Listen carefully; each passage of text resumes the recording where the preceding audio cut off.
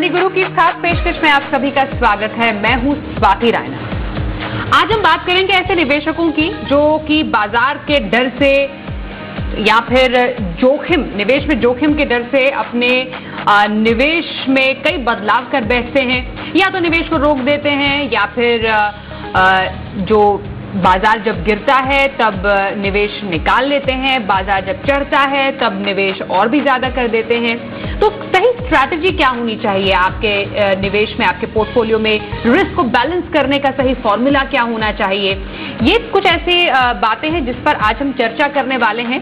खासतौर पर balance advantage fund category की हम चर्चा करेंगे और एक खास फीचर बैलेंस एडवांटेज फंड में SWP कौन सा जो AMC है वो ऑफर कर रहा है, इस पर भी हम चर्चा करेंगे। हमारे साथ खास मेहमान है, सबसे पहले उनका परिचय करा दे। DP सिंह हमारे साथ हैं, chief business officer SBI mutual fund से। सर, एक बार फिर से आपका स्वागत है मनी गुरु में।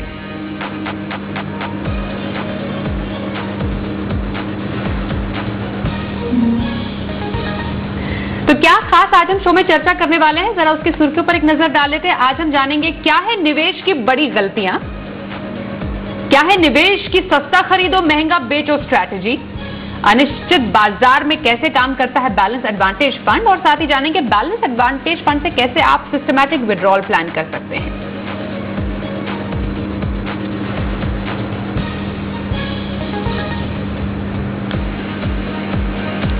DP सर, जैसा हम शुरुआत में कह रहे थे, बाजार के हिसाब से जो निवेशक है अपने फैसले भी रख लेते हैं। जब बाजार में उथल पुथल होती है, जब हम अनिश्चित बाजार की बात करते हैं, तो निवेशक का कैसा बिहेवियर, कैसा व्यवहार सामने देखने को मिलता है? आमतौर पर बाजार के उथल पुथल के साथ उनके निवेश में भी काफी ज्यादा उथल पुथल हो जाती है। बिल्कुल, वो है कि आज की डेट में जितना निवेश के बारे में फैसला लेना मुश्किल होता है, वैसे ही मुश्किल होता है अपने बिहेवियर को एक कंट्रोल करना। तो जनरली जैसे आपने शुरू में बोला स्वाति जी के जब बाजार महंगा होता है तो और ज्यादा लोग आ जाते हैं, और जब बाजार सस्ता होता है तो मतलब जब बाजार गिरता है और दूसरी भाषा में बोला जाए बाजार सस्ता होता है तो बहुत से जो निवेशक हैं वो निवेश में से निकल जाते हैं। इसीलिए वो उतना फायदा नहीं कमा पाते जो कि एक वर्ल्ड इन्वेस्टर जो होता है, एक जागरूक जो निवेशक होता है, वो ज्यादा पैसा बना देता है। तो म्यूचुअल फंड में हम ये सोचते हैं कि हम किस तरह से उनका निवेश का तो ध्यान रखें ही रखें, किस तरह से हम उनके ये जो बिहेवियर है, ये जो पक्ष है जिसके बारे में हम बात करते हैं कि उनको इसकी चिंता ना करनी पड़ेगी कब मेरे को निकालना है, कब मेरे को डालना है, तो उसका ध्यान जो है एक जागरूक इन्वेस्टर की तरह हम उनके बिहाफ पे कैसे काम कर सकते हैं। तो वो एक रहता है कि उथल पुथल की वजह से तो कई बार निवेशक घबरा जाते हैं और अपना पैसा निकाल लेते हैं, और या गलत टाइम पे पैसा अपना निवेश कर देते हैं। तो वो हम सोचते हैं कि हमारी वो भी जिम्मेवारी है निवेश का ध्यान रखना, और निवेशक के बिहेवियर का, उसके एटीट्यूड का, उसको उस तरह का जो एक भावनाएं होती हैं उनको कैसे कंट्रोल किया जाए, उसका भी ध्यान रखना हमारी जिम्मेवारी है। DP सर, आपने कहा कि जब हमने शुरुआत में बोला कि निवेशक क्या गलती कर बैठते हैं, क्योंकि हम निवेश की कुछ गलतियों पर भी बात कर रहे हैं। महंगा खरीदकर सस्ता बेचना, जबकि जो एक सही स्ट्रैटेजी होनी चाहिए, सस्ता खरीदो और महंगा बेचो, और ये निवेश में एक बहुत बढ़िया स्ट्रैटेजी भी है। ये कैसे काम करती है बाजार के अलग अलग स्टेजेस के हिसाब से? नहीं, देखिए ऐसा होता है कि जब अब ओवरऑल बाजार को, अब आज की डेट में जैसे हम बोलेंगे आज जो सेंसेक्स है वो ऑल टाइम हाई है, तो बाजार महंगा है या सस्ता है, तो डेफिनेटली बाजार महंगा है। परंतु उस बाजार में, महंगे बाजार में भी क्या अपॉर्चुनिटीज है, तो उसका जो उत्तर है वो यही है कि यस, अभी अपॉर्चुनिटीज हैं। कई ऐसे स्टॉक हैं जो अंडर वैल्यूड है। ओवरऑल मार्केट तो कॉस्टली हो सकती है, बट कौन से स्टॉक रिलेटिवली सस्ते हैं या कौन से स्टॉक ऐसे हैं जो अभी भी और पैसा आपको बना के दे सकते हैं सर्कमस्टेंसेस में, तो उनको चुनना और निवेशक के बिहाफ पे उन पर्टिकुलर स्टॉक्स में इन्वेस्ट करना, वो एक बहुत ही एक जो स्ट्रेटजी है उसके लिए बहुत ज्यादा एक्सपर्टीज चाहिए होती है, जो कि हमारे एनालिस्ट करते हैं, जो एक बहुत बड़ी एक हमारी इन्वेस्टमेंट टीम है जो उसको 24 घंटे इसी बात पे ध्यान रखती है कि कौन सी कंपनी सही है, कौन सी कंपनी नहीं सही है, कौन सी कंपनी में पैसा बन सकता है या रिलेटिवली कौन सी कंपनी जो है आज की डेट में सही रहेगी, तो वो उस तरह का सारा ध्यान इन्वेस्टमेंट टीम जो करती है और हम उसी तरह से पोर्टफोलियो का चयन करते हैं। तो वही काम हम आज भी कर रहे हैं। तो उसी के लिए ये कोई भी टाइम अगर आप सिर्फ ये जैसे कहा जाता है, this is not the timing of the market but time in the market which matters how much returns you make.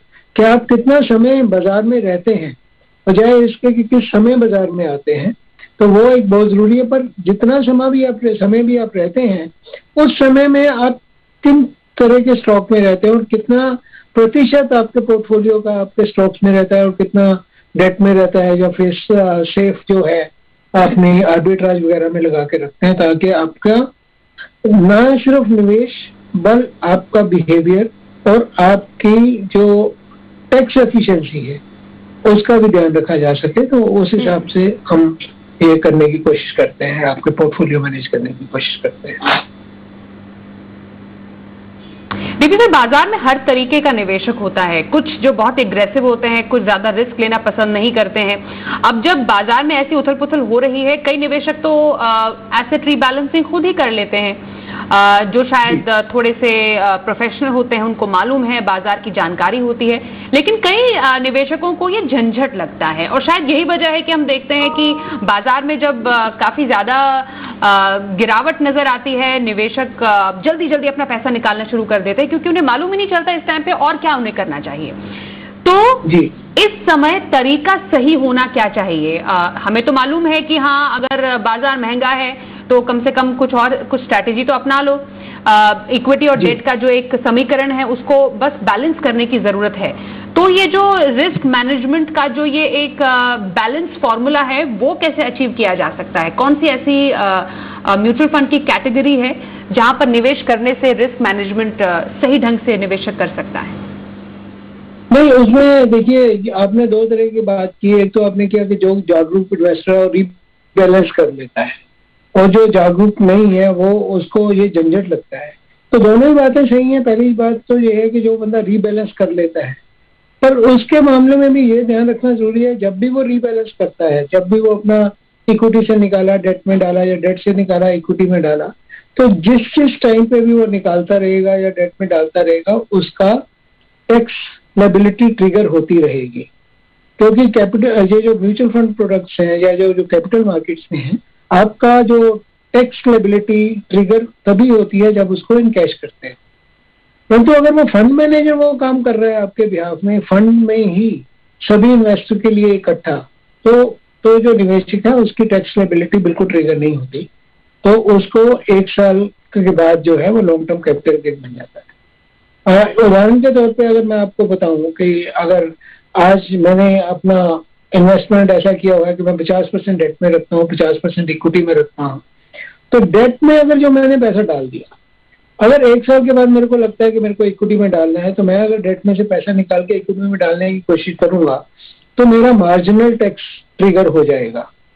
परंतु अगर वो फंड मेरा 50% मेरा बैलेंस एडवांटेज फंड में लगा हुआ है, 50% इक्विटी में लगा हुआ है, जब मैं खुद सोचता हूँ कि अब इक्विटी में लगा देना चाहिए, तो फंड मैनेजर के लिए भी उस समय वही सोचेगा कि हाँ इक्विटी में लगाना चाहिए। अगर वो डेट को बेच के इक्विटी में बढ़ा देता है तो मेरे ऊपर कोई टैक्स ट्रिगर ही नहीं होता, क्योंकि मेरे यूनिट्स उतने के उतने रहते हैं।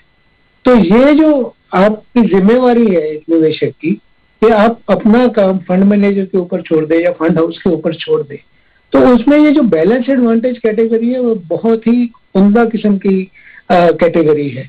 क्योंकि जो टैक्स क्लॉज है, टैक्स क्लॉज इतने फेवर में है इक्विटी के, अगर आप 1 साल के बाद इक्विटी में से पैसा निकालते हो तो आपको गेन के ऊपर सिर्फ 10% टैक्स लगता है। और वही पैसा अगर आप डेट में से निकालते हो 1 साल के बाद, तो आपके ऊपर आपका मार्जिनल टैक्स लगता है। अब 30% ब्रैकेट में है या 40% ब्रैकेट में है या 35% ब्रैकेट में है, तो उतना टैक्स आपको लग ही जाएगा। परंतु अगर वो फंड मैनेजर कर रहे हैं तो आपके ऊपर टैक्स नहीं लगता। तो एक तो सबसे बड़ी बात ये है। दूसरा ये है कि ये जो जिम्मेवारी के साथ एक फंड मैनेजर अपने डिफरेंट पैरामीटर्स के आज की डेट में मार्केट सस्ती है या जो प्रॉफिट की क्या है, कंपनीज प्रॉफिट कैसे दे रही हैं या ग्रोथ ट्रैजेक्टरी कैसे है, उसके हिसाब से अगर वो चेंज करता रहेगा तो आपको टैक्स का बहुत बड़ा फायदा हो जाता है। तो वही है कि विश्वास करना। अब मैं सोचता हूँ कि मैं फंड मैनेजर से ज्यादा बढ़िया कर सकता हूँ, तो वेरी गुड। उसके लिए तो अग्रेसिव फंड्स भी हैं, कंजर्वेटिव फंड भी हैं। अगर मैं खुद अपना डिसीजन ले सकता हूँ तो नेचुरली अगर मेरे को लगता है कि मैं बहुत अग्रेसिव हूँ और अभी स्मॉल कैप मिड कैप में है,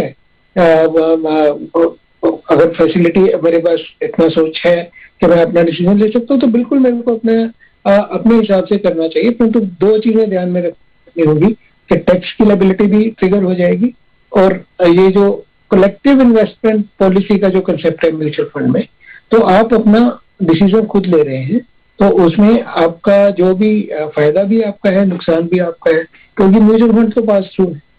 तो उसके लिए एक स्पेशली एक नए इन्वेस्टर के लिए या एक अनसर्टन मार्केट जो होती है, जैसे आज है, आज की डेट में मार्केट में थोड़ी अनसर्टेनिटी है कि इस लेवल से मार्केट और कितना ऊपर जाएगा या करेक्शन हो सकता है कि नहीं।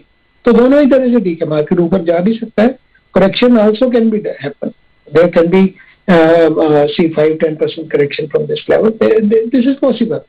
And if you ask me whether this was possible 1 year ago, या एक साल पहले भी वो पॉसिबल था, पर नहीं हुआ, मार्केट ऊपर गया। तो इसलिए ये डिसीजन लेना, ये एक फैसला लेना कि मेरे को किस कैटेगरी में रहना है, तो वो फंड मैनेजर एक हमारा एक पूरी एक कमेटी बनी हुई है जो एसेट एलोकेशन कमेटी जिसको बोलते हैं। तो वो एसेट एलोकेशन कमेटी जो है वो डिसाइड करेगी कि ये जो निवेशक का पैसा है कितना % इक्विटी में होना चाहिए, कितना डेट में होना चाहिए, और किस समय इसको चेंज करना है। तो उस तरह का डिसीजन हम बैलेंस एडवांटेज कैटेगरी में लेते हैं।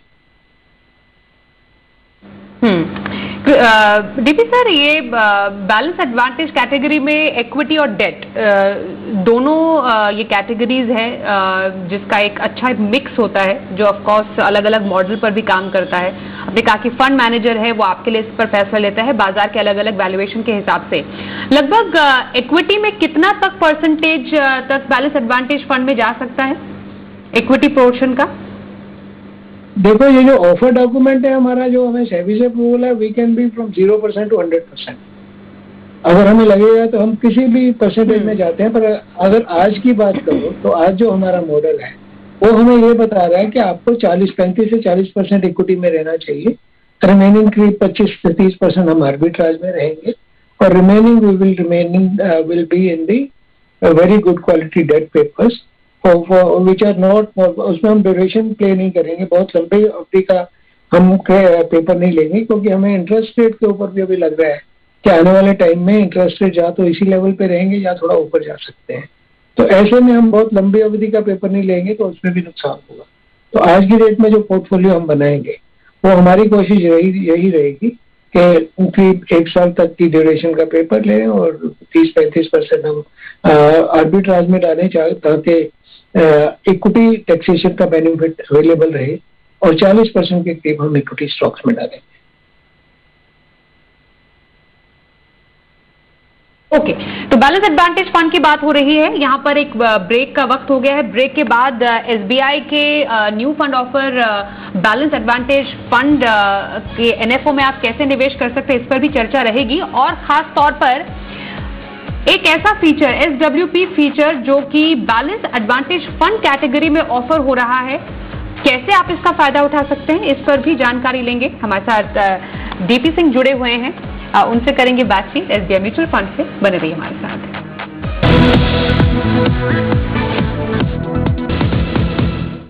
बैलेंस एडवांटेज फंड की बात करें, बेसिकली बाजार की उथल पुथल में कहां पर आपको कम जोखिम में अच्छा मुनाफा मिल सकता है, ऐसे निवेशकों के लिए जो कि चाहते हैं इमोशंस के आधार पर नहीं बल्कि प्रैक्टिकली आपका जो पोर्टफोलियो है उसमें बदलाव को बाजार की चाल के हिसाब से। हमारे साथ एसबीआई म्यूचुअल फंड से डीपी सिंह सर हैं। डीपी सर, यहाँ पर समझना जरूरी है, थोड़ा सा हमें और डिटेल्स बताएं एसबीआई म्यूचुअल फंड के बैलेंस एडवांटेज फंड की कब तक जो निवेशक है उनके लिए ओपन है, कैसे निवेश कर सकते हैं, क्यों लाया गया और खासियत क्या है इसकी? ये एसबीआई बैलेंस एडवांटेज फंड एक बैलेंस एडवांटेज कैटेगरी में एक ओपन एंडेड फंड है, और ये 25 तक इसका न्यू फंड ऑफर जो चल रहा है, 25 तक इसकी लास्ट डेट है। तो फंड में कैसे होता है वो तो हमने चर्चा की थोड़ी सी, पर उसके अलावा जो है कि हमने अभी इसको क्यों लेके आए, तो ये हमें लगा है कि एक आम निवेशक के लिए आज के दिन में ये बहुत जरूरी हो गया है, क्योंकि हर एक आदमी, चाहे मैं खुद की भी बात करूं, अगर मेरे पास पैसा है भी तो आज की डेट में थोड़ा लगता है कि यार मार्केट थोड़ी कॉस्टली है, इस लेवल पे और पैसा डालना चाहिए कि नहीं।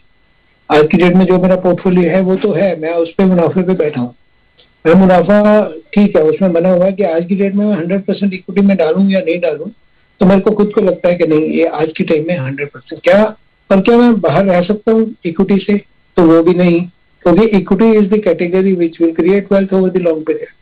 तो उन व्यक्तियों के लिए जो अभी डिसीजन लेना हो, जो एक साइडलाइंस पे बैठे हुए हैं, उनके लिए भी ये बहुत जरूरी है कि उनको ये ऑफर किया जाए, ताकि हम एक स्ट्रक्चर्ड वे में, एक इन्फॉर्म्ड मैनर में, with the help of experts based on the statistical data, हम एक डिसीजन ले सकें। तो उसके लिए हमने ये अभी लॉन्च किया है फंड।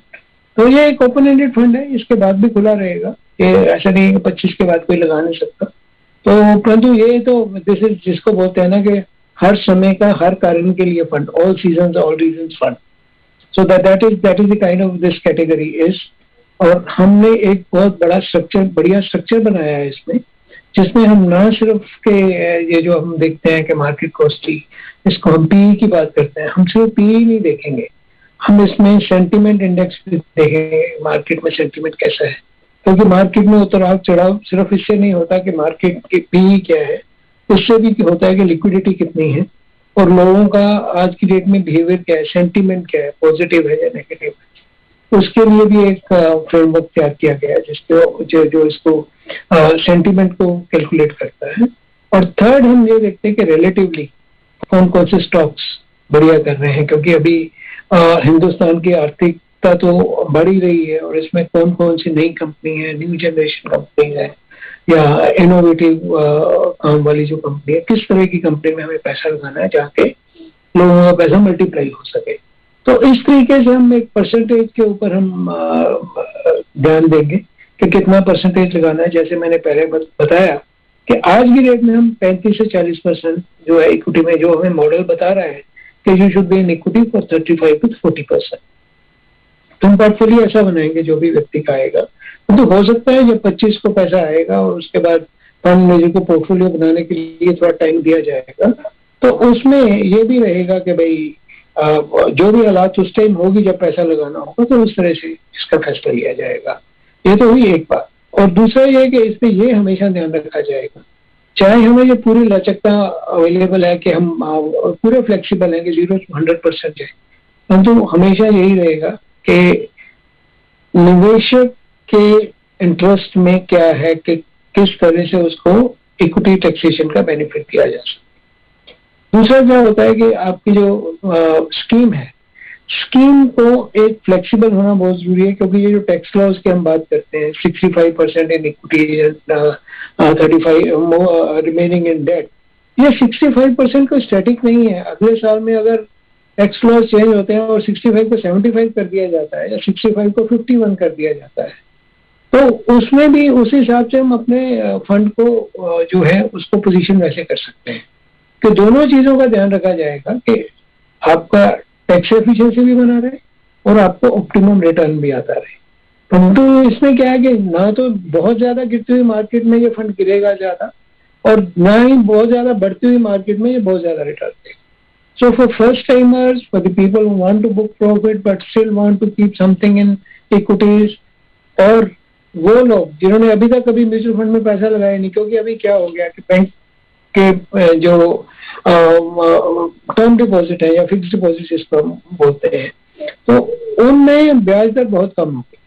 उस ब्याज दर में से अगर टैक्स काट दिया जाए तो सब नेगेटिव रिटर्न में आ रहा है। तो उन व्यक्तियों के लिए जो थोड़ा सा रिस्क ले सकते हैं, क्योंकि रिस्क तो है इसमें, क्योंकि इक्विटी है तो रिस्क रहेगा। म्यूचुअल फंड में ये बात तो बड़ी पक्की है कि शॉर्ट टर्म में थोड़ा रिस्क हो सकता है, परंतु हम तो यही बोलते हैं जिस व्यक्ति के पास 3 से 5 साल या इसके ज्यादा का पैसा है, उसको कैपिटल मार्केट इंस्ट्रूमेंट में लगाना ही चाहिए, तभी उसका वैल्यू वेल्थ क्रिएशन हो सकता है। So this is for the people who are coming for the first time, people who want to still be part of the equity for some portion, और जिनका ये है कि मेरा जो ये झंझट है जो आपने बोला उससे दूर हूँ, ये झंझट मैं किसी और को दे दूं तो वो हम एक मीनिंगफुल मैनर में उसका ध्यान रखेंगे। बिल्कुल sir. DP sir, SWP feature है बैलेंस एडवांटेज फंड में SBI के, जरा बताइए इसके बारे में, क्या खासियत है इसमें? खासियत इसमें ये देखिए, इसमें अभी क्या हो गया कि पहले जो फंड्स है वो पीरियडिकली डिविडेंड डिक्लेयर करते थे और डिविडेंड उस टाइम डिविडेंड टैक्स फ्री होता था। 2 साल पहले एक जो एनुअल बजट आता है उसमें डिविडेंड्स को टैक्सेबल कर दिया गया। तो अभी डिविडेंड्स देना, और डिविडेंड में एक निश्चित हो भी नहीं सकता कि कितने % दिया जाएगा या कितना प्रतिशत दिया जाएगा और किस पीरियोडिसिटी में दिया जाएगा। This become very difficult. तो सिस्टमेटिक विड्रॉल प्लान क्या होता है कि आप सिस्टमेटिक तरीके से अपने पैसे से एक % के हिसाब से विड्रॉल कर सकते हैं। जैसे अगर मैं आज की डेट में मेरे पास अगर 20 लाख रुपया है या 30 लाख रुपया और मेरे को पता है कि मेरे को हर महीने कुछ पैसा चाहिए, तो उसमें क्या रहता है कि मैं एक इस स्कीम में हमने ये किया है कि 6% एनुअलाइज, 6% कहाँ से आया, तो आज हमने जो ब्याज दर है फिक्स डिपॉजिट की उसकी करीब 50 basis point plus minus depending on the bank, ये आपको 3 साल पे इतना ब्याज मिल रहा है। 5.5 होगा, 5.40 होगा, 5.60 होगा, 6% होगा, 6.25%। तो हमने 6% के हिसाब से अगर आपको हर महीने पैसा चाहिए तो उस 0.50% मंथली, 1.5% क्वार्टरली, 3% हाफ ईयरली और 6% ईयरली के हिसाब से एक ऑटोमेटिक फैसिलिटी है कि आपने अगर आपका पैसा लगा है तो फ्रॉम अप्रैल 22 मतलब करीब 6 महीने के बाद आपको उसमें से उतना पैसा आपके अकाउंट में आना शुरू हो जाएगा। This is specially so for the people who want to protect their capital, who intend to protect their capital but still want regular cash flow, कि हर महीने उनको कुछ ना कुछ पैसा आता रहे। तो ये उससे क्या हुआ कि उतने अमाउंट के यूनिट इन कैश कर देते हैं। तो एक बहुत ही ज्यादा टैक्स एफिशिएंट तरीका है, क्योंकि होता क्या है कि जब आप SWP को ऑप्ट करते हैं तो सपोज अगर आज मैंने 10 लाख रुपया निकाला, लगाया और मेरे को 5,000 रुपये महीना आएगा, तो जब मेरे को 5,000 रुपया महीना मेरे अकाउंट में आएगा, मेरे खाते में आएगा, तो 5,000 रुपए के इक्विवेलेंट यूनिट इन कैश होंगे। तो उस समय अगर मेरे यूनिट की वैल्यू 10 रुपए से 10 रुपए 10 रुपए से 10 रुपए 20 पैसे हो गई या 10 रुपए 30 पैसे हो गई, तो उस 10 रुपए 30 पैसे के हिसाब से मेरे यूनिट इन कैश हो जाएंगे। तो मेरा जो टैक्स है, शॉर्ट टर्म टैक्स जो है 15% जो लगना है वो सिर्फ 30 पैसे पे लगेगा, ना कि 10 रुपए 30 पैसे, क्योंकि 10 रुपए तो मेरी अपनी कॉस्ट। तो इसलिए ये बहुत ही टैक्स एफिशिएंट तरीका है, तो इसको अगर लेना हो। पर ये जो हम कह रहे हैं आधा %, 1%, 3%, ये हम एक ऑटोमेटिक तरीके से देते हैं। तो कोई व्यक्ति अगर कोई चाहता है कि मेरे को 1% मंथली चाहिए, आई डोंट माइंड कि मेरे को 5 साल में थोड़ा कम भी हो जाएगा तो कोई फर्क नहीं है, प्रिंसिपल तो वो ही can take 1%, 1 can take 1.5%, 1 can take 1.7, that is the option. तो हम इसको इसलिए लेके आए हैं ताकि लोगों के पास जिनके पास लमसम पैसा है, उनको कैश फ्लो चाहिए, तो उसका ध्यान रखा जा सके। बिल्कुल। तो बैलेंस एडवांटेज फंड में SWP का फीचर, SBI के म्यूचुअल फंड में NFO ऑफर अभी ओपन है, जिसमें आप निवेश कर सकते हैं 25 अगस्त तक।